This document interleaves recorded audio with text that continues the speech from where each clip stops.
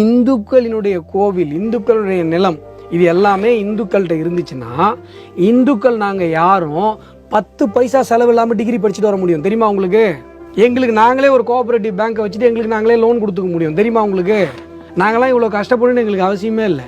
எங்கள் சொத்தெல்லாம் கவர்மெண்ட்டுக்கு தார பார்த்துட்டு கவர்மெண்ட்டுக்கிட்ட போய் டோக்கன் வாங்கிட்டு எங்கள் சாமியை பார்க்குறதுக்கு பிச்சைக்கார மாதிரி நிற்கிறோமே.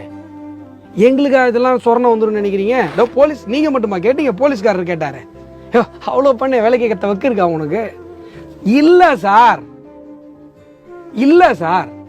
ஏன் சார் ஒரு சிஎம் நாங்கள் ஓட்டு போட்டு உட்கார வச்சுருக்கிறோம் சிஎம்மா, அவர் வந்துட்டு அதெல்லாம் முடியாது, கோர்ட்டாவது என்ன அது உனக்கெல்லாம் கோர்ட் ஆர்டர் தூக்கிட்டு வந்தால் உனக்கு வேலை கேத்தணுமா போயா அப்படிங்கிறாரு.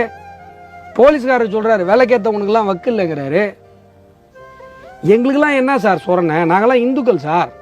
நாங்கள் என்ன இஸ்லாமிய பெருமக்களா இல்லை கிறிஸ்தவ பெருமக்களா? நாங்களாம் 2ஆம் தர குடிமக்கள் தானே இந்த மண்ணில். எங்களுக்கெல்லாம் என்ன இருக்குது ரைட்டு?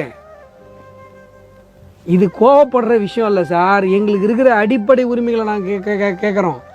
இதுக்கே இவ்வளவு அமைதியாக நாங்கள் ஒரு விஷயத்த பண்ணும்போது எங்கள் மேலே கலவர முத்திரை குத்துறீங்க. ஏன்டா திருப்பரங்குன்ற மலை 1000 வருஷமாக அது திருப்பரங்குன்ற மலை. நாங்கள் எங்களுடைய தமிழருடைய முதல் கடவுள் முருகனுடைய முதல் படை வீடு. அதை போய் சிக்கந்தர் மலைன்னு சொல்கிறியேன்னு கேட்குறதுக்கு உங்களுக்கு எவனுக்கும் வக்கு இல்லை, தைரியம் இல்லை. அவங்களாம் கலவரம் பண்ணலையாம். திருப்பரங்குன்றத்தை சிக்கந்தர் மலைன்னு சொன்னவங்க கலவரம் பண்ணலையா சார்? நாங்கள் கலவரம் பண்ணுறோமா சார்? என்ன சார் நியாயம்?